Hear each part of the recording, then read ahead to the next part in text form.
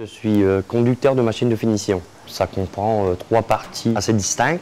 Il y a le massicot, c'est-à-dire couper le papier, le pliage et l'assemblage, le piquage. C'est vraiment transformer le papier. Ma mère a vu une annonce qu'un patron cherchait un apprenti. Et j'ai fait un test dans l'entreprise pour voir ce que c'était. J'ai passé un CAP BEP. Et ensuite, on m'a proposé de faire 2 ans supplémentaires pour faire un BTS. Suite à mes diplômes, mon patron m'a embauché en CDI.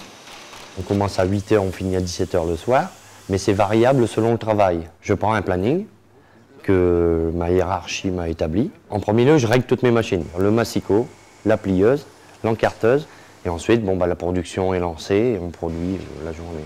C'est nous, on va dire, qu'on gère grosso modo ce qu'on doit faire. On démarre, souvent c'est de la coupe au massicot. En deuxième lieu, c'est le pliage. Et en troisième lieu, c'est le brochage. C'est toujours cet ordre-là qu'on essaye de respecter parce que c'est la chaîne du façonnage. S'il y a une panne, on essaye de se débrouiller nous-mêmes. Et sinon, on a des techniciens qui viennent rapidement, dans les 2 heures, ils sont présents. Les avantages de nos métiers, c'est que c'est jamais 2 fois la même chose. En deuxième lieu, les salaires et l'évolution qu'on peut avoir dans la profession. Les inconvénients, c'est le bruit et les coups de bourre. On peut vous dire au soir, demain il faut venir à 6 h.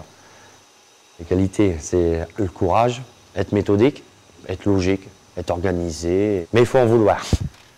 Mes objectifs professionnels, passer à responsable d'atelier et ensuite rentrer dans la fabrication pour pouvoir gérer les gens.